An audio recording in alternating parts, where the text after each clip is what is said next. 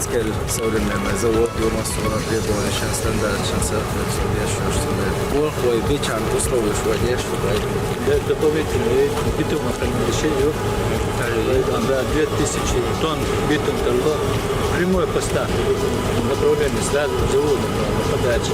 Кима подача больше тонн. Только битум довольно один.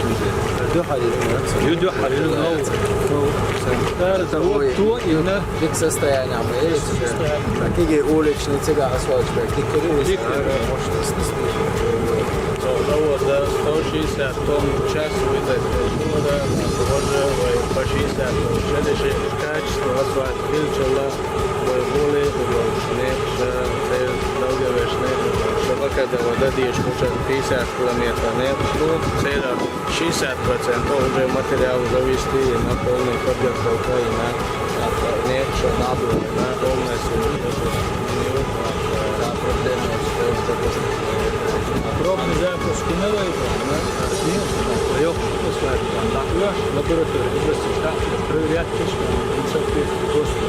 اشتباه طبيعي شلونه تاع كمان ما لنا وحاله تنضم اسمع زيد شلونه وقوم مش بولا بولا بسم الله الرحمن الرحيم ده سولر موسى حامد هنا كاستن شيء قالوا شوقة أسوأ شن قالوا ونحن موارزة بو وبتش ورمزان عشان بكرة أول الخروج نتسي مسونت ويش نتسكوتش واحد يرشلو واحد يحكر ستة بو عبش سدر جاكار بيزو غزيان مشتغل شدة عبو صوب وشلون وينفوش سووش سنة أسوأ الأورد ولا قلب ولا مسوي إذا نرجعنا شو بيكوش شيء ماشي مو واش استعملها سموه يز سموه الاستعمال مشتغل شو تبي أورد أكيد ما دستيت راس كل ما ورد هاي ما شو شخص كبرين هذا سند تاني غزاي دور رئيس هذا الشراء شو عاشر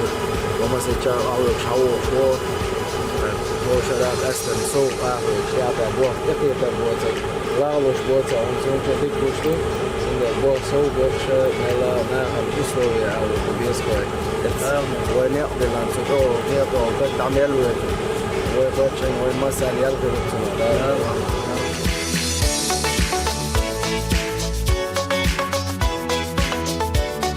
Как наш завод новый? Хороший завод, работает в автоматическом режиме. Отгрузка только ручного режима асфальта происходит. Все остальное в автоматическом режиме по западному рецепту. Давай запускаем.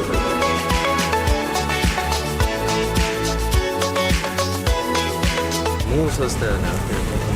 Техника всего 72 единицы, баланс, оно весь амортизация, а я 40-45% уже амортизация. А я думаю, вы stokka odan paneha sulhalha jugum technika det üzetés lóradnék stomaháról sorát hietstóval vesélից vesül.